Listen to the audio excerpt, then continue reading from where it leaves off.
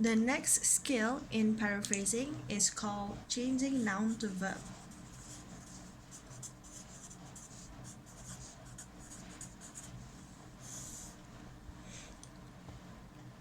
It's a little bit tricky to do changing noun to verb because we can only make this change when there is a gerund in one sentence. Okay, so gerund refers to a verb that could also function as noun and vice versa. So gerund are verb and noun at the same time depending on how the sentence is used.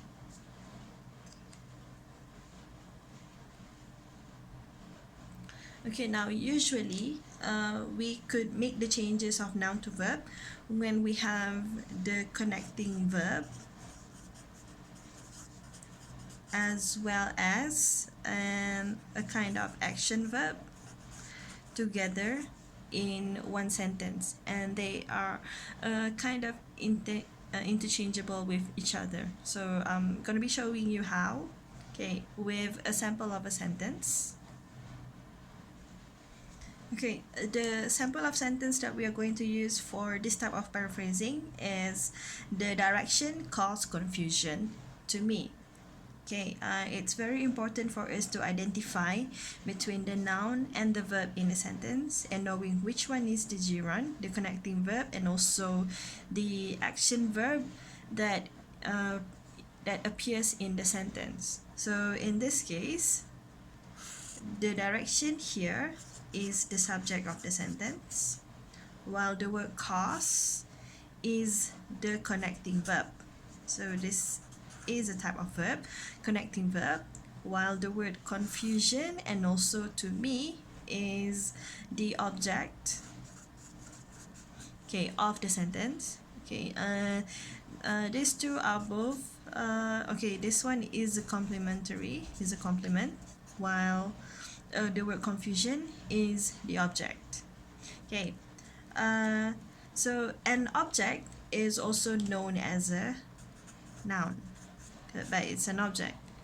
And in this case, the word confusion here is a type of gerund, which is a word that could function as both action and also a noun. So looking at the word confusion, the original word for the word confusion is confuse, which is a type of verb, while in past tense the word is called confused. And when it is not used as a verb, when it's converted to a noun, there is an addition of ion at the end, so the word becomes confusion, but the original word is confused. So when you have words that are both verb and also a noun, we call this a gerund. Okay, that's for identifying. To change from noun to verb, we wanted to replace this verb with this gerund. Okay, this is what we want to do. So we no longer wanted to use the word cause, but we just straight away want to use the word confuse or confused. Yes, we just want to use one verb instead of having one verb and also one gerund. Okay, so now when we use the changing of the noun to verb, we have the direction. Okay, since we no longer wanted to use the word cause, so we'll use the original word of the word confusion, which is the word confuse. And since we've already used this object as our verb, now we can use this complement as our object, whom, me. Okay. Now in this sentence, the direction confused me, almost there. In the original sentence, the word cause is in past tense. Hence, the word confused now should also be in past tense. So the direction confused me. And it's no longer relevant to add the word to here because me is now the object of a sentence. So by changing noun to verb, we have successfully shortened a sentence that is from the direction caused confusion to me into the direction confused me, which is more direct.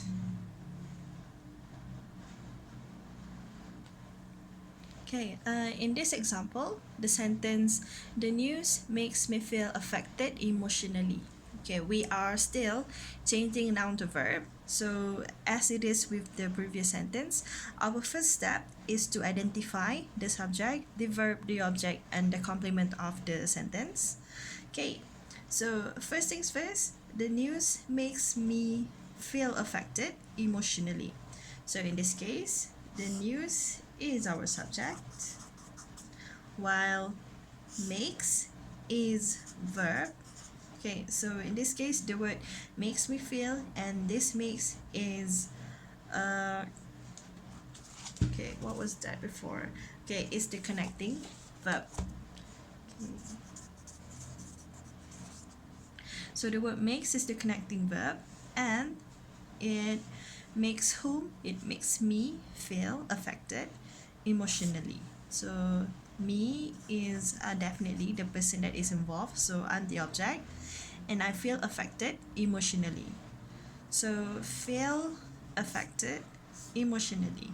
So we have this few words that are separated. So normally feel could also be a verb. Affected is actually a noun, and remember what we want to do is to change the noun to a verb. So we don't want to use the word feel here. We wanted to use the word affected, and emotionally is a kind of adverb. Okay, so affected could be used as a noun, and affected originated from the word affect. It is also a verb. Hence, this word that function as both noun and verb is what we call gerund. Okay, so the original word of the word affected is affect. Okay. A sentence in which the word affected could have been used as a noun would be, let's say you mention, I am affected, or I feel affected. So feeling is a verb, and affected here is used as a noun, while I is the subject. So I feel affected, I am affected. So affected is both noun and verb, hence it is a gerund. Okay, so the skill of changing noun to verb is to use this second noun, which is the word affected, and we wanted to make this the verb of this full sentence.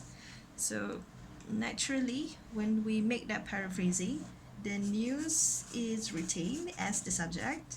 So the news, we don't want to use the word make as the first verb.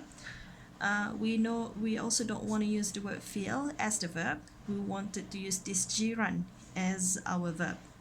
Okay, so now we take the word affect, and who does it affect? Our object, me. And how does it affect me? Emotionally. Okay. Okay, we're not yet there.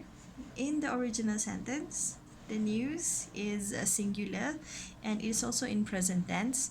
Hence, makes the word affect become affects. So the news affects me emotionally.